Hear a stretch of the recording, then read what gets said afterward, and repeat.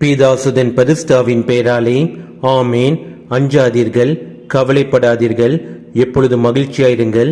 ஆண்டவர் இயேசு கிறிஸ்து உங்களோடு இருக்கின்றார். இன்றைய இறை வார்த்தை, உங்கள் கவலைகளை எல்லாம் அவரிடம் விட்டுவிடுங்கள், ஏனென்றால் அவர் உங்கள் மேல் கவலை கொண்டுள்ளார். Leave all your worries with him because he cares for you. 1 பேதுரு அதிகாரம் 5 வசனம் 7. ஒவ்வொரு மனிதர்களுடைய வாழ்க்கையில் ஏதாவது ஒரு எதிர்பார்ப்பு இருக்கும். எதிர்பார்ப்பு நிறைவேறவில்லை என்றால் கவலை, கவலையினால் உடலும் உள்ளமும் சோர்வடையும். எதிர்பார்ப்பு மனிதர்களிடையே வேறுபடும்.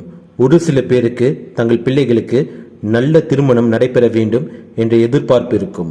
சில பேருக்கு தங்கள் பிள்ளைகளுக்கு நல்ல வேலை வாய்ப்பு கிடைக்க வேண்டும் என்ற எதிர்பார்ப்பு இருக்கும்.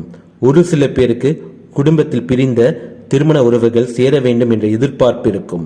சில பேருக்கு உடலில் நோய் நீங்க வேண்டும் என்ற எதிர்பார்ப்பு இருக்கும். சில பேருக்கு தொழிலில் வளர்ச்சி அடைய வேண்டும் என்ற எதிர்பார்ப்பு இருக்கும். அவ்வாறு ஒவ்வொருவருக்கு தேவைக்கேற்ப எதிர்பார்ப்பு வேறுபடும். நீங்கள் கவலைப்பட வேண்டாம். நீங்கள் கவலைப்படுவதனால் உங்கள் உடலும் உள்ளமும் சோர்வடையும். அதனால் உங்கள் உடல் நலம் கெடும். நிறைய பேர் எதிர்பார்ப்பு நிறைவேறாமல் கவலையினால் இரவு தூக்கம் வராமல் கண்ணீரால் புலம்பிக் கொண்டிருக்கின்றனர். உங்கள் மனவேதனை, பாரங்கள், கஷ்டங்கள், பிரச்சனைகள் மற்ற ஏதாவது இருந்தாலும் அதை ஆண்டவர் இயேசு கிறிஸ்துவிடம் ஒப்படைத்து விடுங்கள்.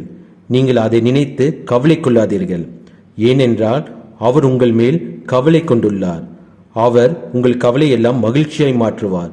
ஒவ்வொரு நாளும் நம்முடைய ஜெபம் இவ்வாறு இருக்க வேண்டும். ஆண்டவர் இயேசு கிறிஸ்துவுக்கு நன்றி கூறி நம்முடைய தேவைகளை எல்லாம் அவரிடம் ஒப்படைப்போம். அவர் பார்த்து கொள்வார். கலங்காதீர்கள், உள்ளம் நொண்டு அழ வேண்டாம், மகிழ்ச்சியாயிருங்கள். நம் ஆண்டவர் இயேசு கிறிஸ்து நமக்காக கவலை கொண்டுள்ளார். அவர் பார்த்து கொள்வார். இயேசுவுக்கே புகழ், மரியே வாழ்க. ஆமேன். இன்று பிறந்த நாள், திருமண நாள் காணும் அனைவருக்கும் கடவுளின் ஆசீரும் அருளும் சமாதானமும் நிறைவாக கிடைப்பதாக உங்களுக்கு எங்களுடைய வாழ்த்துக்களும் ஜெபமும். வாழ்வு தரும் இறை வார்த்தை, ஆறுதல் அளிக்கும் இறை வார்த்தை, உண்மையை உணர்த்தும் இறை வார்த்தை, நம்பிக்கை தரும் இறை வார்த்தை, இது இயேசு வழங்கும் இறை வார்த்தை, இது இயேசு பேசும் இறை வார்த்தை.